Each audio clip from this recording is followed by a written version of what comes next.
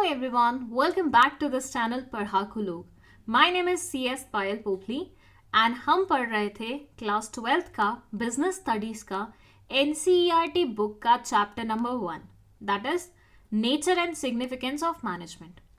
इस चैप्टर की 4 videos already release हो चुकी है और पूरा chapter even for that matter पूरा सिलेबस मैं कंप्लीट करने वाली हूँ. प्लेलिस्ट का लिंक आपको मिल जाएगा डिस्क्रिप्शन बॉक्स में, जाके देख सकते हैं. चलिए तो अब देखते हैं कि इस पर्टिकुलर वीडियो में हम क्या देखने वाले हैं.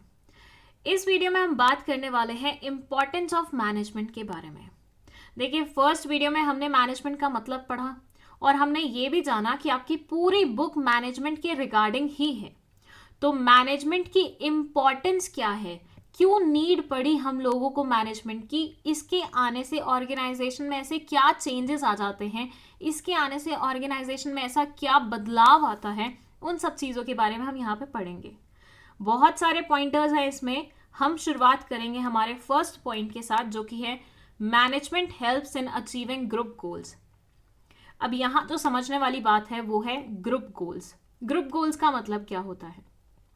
देखिए, जब भी कोई ऑर्गेनाइजेशन एग्जिस्टेंस में आती है तो वो अपने लिए कुछ गोल्स डिसाइड करती है, कुछ ऑब्जेक्टिव सोचती है. जैसे हर इंसान का अपना खुद का एक ऑब्जेक्टिव, एक गोल, एक एम होता है ना लाइफ में, ऐसे ही ऑर्गेनाइजेशंस के भी क्या होते हैं, गोल्स होते हैं, ऑब्जेक्टिव्स होते हैं.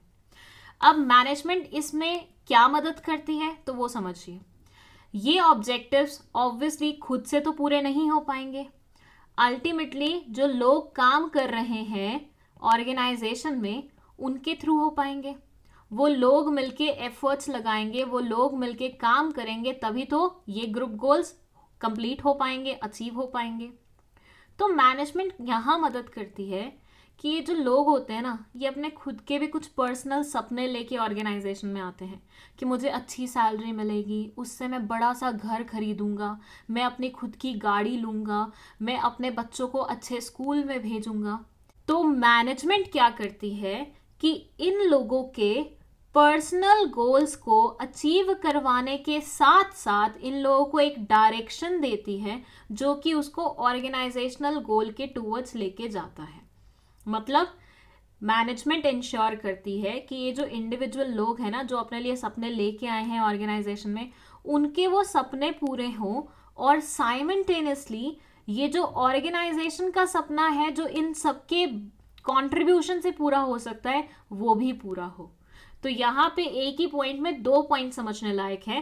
फर्स्ट ये कि ऑर्गेनाइजेशन के जो सपने हैं, जो गोल्स हैं, वो अचीव करवाने में मदद करती है मैनेजमेंट. और कैसे करती है? इन लोगों को हमेशा मोटिवेटेड रख के. इनके पर्सनल गोल्स कंप्लीट होंगे तो ऑब्वियसली ये मोटिवेटेड रहेंगे. भैया, अब एक इंसान ने ऑफिस ज्वाइन किया था ये सोच के कि मैं छोटा सा अपने लिए घर बनाऊंगा. मैनेजमेंट ने प्रॉपर इंश्योर किया कि उसको अच्छी खासी सैलरी मिले और उसने सैलरी से घर बना लिया छोटा सा. अब उसको लगेगा कि इस ऑर्गेनाइजेशन की वजह से मैं अपना घर बना पाया, तो एक अलग से ऑर्गेनाइजेशन के लिए जो होता है ना लॉयल्टी फैक्टर, वो इस इंसान के अंदर आ जाएगा, जिसकी वजह से ये ऑर्गेनाइजेशन के लिए और ज़्यादा मेहनत करेगा. और ज़्यादा मेहनत करेगा तो ऑर्गेनाइजेशन का जो गोल होगा वो तो अचीव हो ही जाएगा ना. So it says management is required not for itself but for achieving the goals of organization. Management सिर्फ अपने लिए नहीं होती बल्कि organization के goals achieve करवाने के लिए भी होती है. The task of managers is to give a common direction to the individual's efforts in achieving the overall goal of the organization. अब देखो, हर इंडिविजुअल का अपना खुद का एक सपना है, राइट? तो हो सकता है इनके सपने अलग अलग डायरेक्शन में जा रहे हो, तो मैनेजमेंट इंश्योर करता है कि ये एक डायरेक्शन में मिल के चले ताकि ऑर्गेनाइजेशन का सपना पूरा हो सके. सो मैनेजमेंट इस प्रकार से ऑर्गेनाइजेशन के जो गोल्स होते हैं उनको अचीव करवाने में मदद करता है. अब बात करते हैं सेकेंड पॉइंट के बारे में. Management increases efficiency. अच्छा, इसमें ना मेरे को एक जवाब चाहिए आप लोगों से. मैं एक क्वेश्चन पूछती हूँ. ऐसे इमेजिन करो ये तुम हो, ठीक है? तुम्हें एक काम दिया गया है और तुमने क्या किया, जैसे ही तुम्हें वो काम मिला तुमने करना शुरू कर दिया, बिना सोचे समझे, बिना कोई प्लानिंग किए, बिना कुछ किए, बस काम करे जा रहे हो. ऑन द अदर साइड ऐसे इमेजिन करो, अगेन तुम्हें काम मिला है. अब तुमने काम शुरू करने से पहले प्रॉपरली प्लान किया कि मैं ये काम कैसे कंप्लीट करने वाला हूँ, रिसोर्सेज अरेंज करे, तुमने देखा कि मेरे लिए क्या काम बढ़िया है, क्या किस में मेरे को किसकी हेल्प लगेगी, सारी चीज़ें इंश्योर करी, मेक श्योर करी, जिस जिसकी रिक्वायरमेंट थी उसको अपने साथ ऑन बोर्ड लेके आए। अब मुझे ये बताओ, सिचुएशन 1 में और सिचुएशन 2 में वेस्टेज होने की प्रोबेबिलिटी कहाँ पे है? वो सिनेरियो जहां तुमने काम डायरेक्टली शुरू कर दिया बिना कुछ सोचे समझे, या फिर जहां तुमने काम शुरू किया प्रॉपर प्लानिंग प्लॉटिंग करके? मेरे अकॉर्डिंग वेस्टेज यहां कम होगी, क्योंकि तुमने क्या किया, प्रॉपरली प्लान किया हर चीज को, तुमने रिसोर्सेज को अरेंज किया, तुमने ये देखा मेरा कौन सा फॉर्टे है, मुझे किस चीज में जाना चाहिए, कैसे करना चाहिए, कैसे नहीं करना चाहिए, किसकी हेल्प लेनी चाहिए, सारी चीजें एक प्लान प्रॉपर वे में करी। तो यहाँ क्या हुआ, वेस्टेज कम हुई। जब भी वेस्टेज कम होती है तो कम कॉस्ट में आपका काम हो जाता है। कम कॉस्ट में काम करना क्या कहलाया जाता है, एफिशिएंसी कहलाई जाती है। अगर अभी तक आपको इफेक्टिवनेस और एफिशिएंसी के बारे में नहीं पता है, सेकंड वीडियो देख लीजिए इस चैप्टर की, आपको समझ आ जाएगा अच्छे से। ये बोलते हैं क्योंकि मैनेजर जितना भी काम करता है वो proper planning, organizing, directing, staffing, controlling के साथ करता है। दैट्स वाई वेस्टेज जो होती है रिसोर्सेज की, चाहे वो मैन हो या फिर मटेरियल, दोनों की ही क्या होती है, कम होती है। लोग भी अपना प्रोडक्टिविटी मैक्सिमम कैपेबिलिटी पे दे रहे होते हैं and at the same time जो मटेरियल इस्तेमाल हो रहे होते हैं वो भी कम वेस्ट होते हैं। तो इसके कारण एफिशिएंसी आती है, ऑर्गेनाइजेशन एफिशिएंटली परफॉर्म करता है क्योंकि हर एक चीज प्रॉपर प्लानिंग के साथ हो रही है।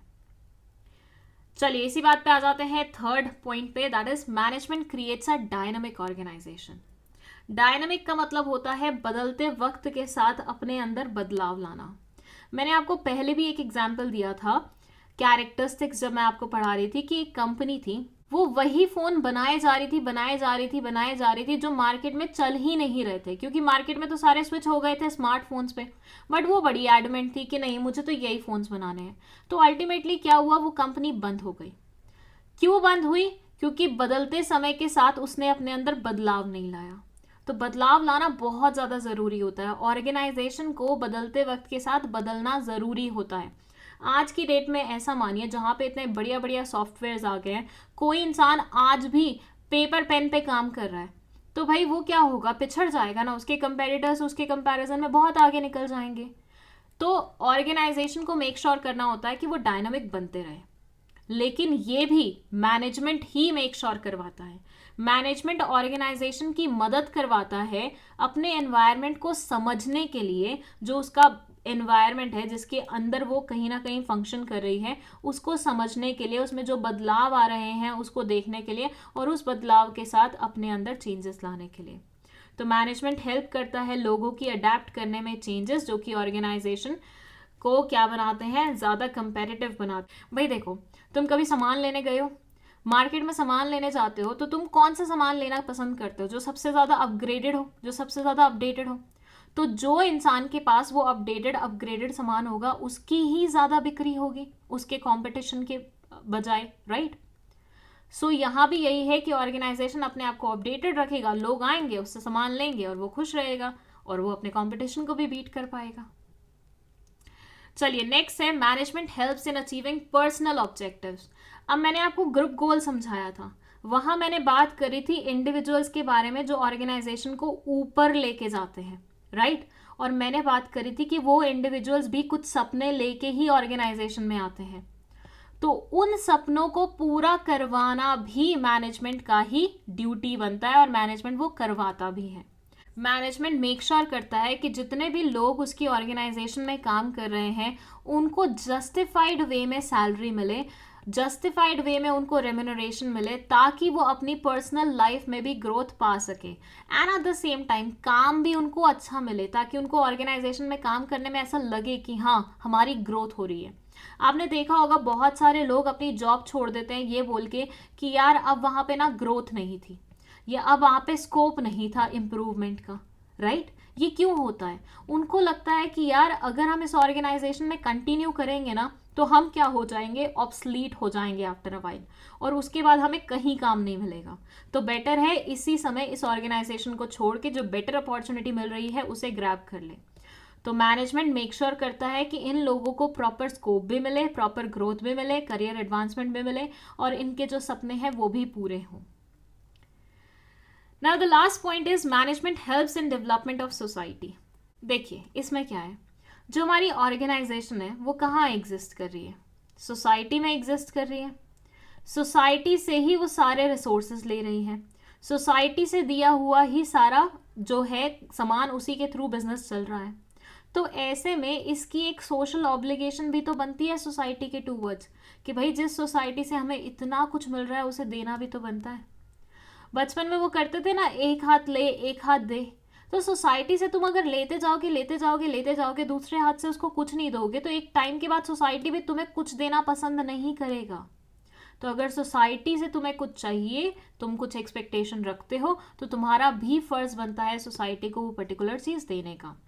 तो सोसाइटी को तुम क्या दे सकते हो, गुड क्वालिटी प्रोडक्ट्स दे सकते हो, अच्छी क्वालिटी की सर्विसेज दे सकते हो, उनके लिए एम्प्लॉयमेंट अपॉर्चुनिटीज़ बढ़ा सकते हो, and at the same time ऐसे लोगों के लिए भी एम्प्लॉयमेंट अपॉर्चुनिटीज़ बढ़ा सकते हो जिनको बाकी सारी जगह काम नहीं मिलता, जो बैकवर्ड क्लासेस से आते हैं, विमेंस को स्पेशली तुम काम दे सकते हो, तुम हैंडीकैप्ड या फिर इनकैपेबल लोग जो होते हैं उनको काम दे सकते हो. इस तरह से तुम एक और अच्छे तरीके से सोसाइटी को कॉन्ट्रीब्यूट कर रहे होगे. और ऐसी टेक्नोलॉजी अडॉप्ट करो जो कि लोगों के लिए क्या हो, सही हो एंड एनवायरनमेंट को हार्म भी ना पहुंचाए. तो इस वजह से भी तुम सोसाइटी की डेवलपमेंट में क्या करोगे, मदद करोगे.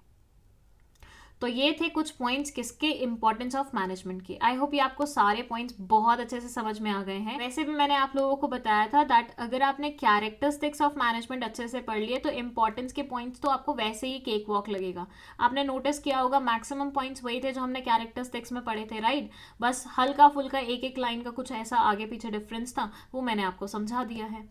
नाउ आई होप ये बहुत अच्छे से आपको क्लियर हो गया है. कोई डाउट है तो कमेंट सेक्शन में आप मेंशन कर सकते हैं. विद दैट अगर आपको नोट्स चाहिए तो उसके लिए आप इंक्वायर कर सकते हैं व्हाट्सएप पे. व्हाट्सएप की डिटेल आपको डिस्क्रिप्शन बॉक्स में मिल जाएगी.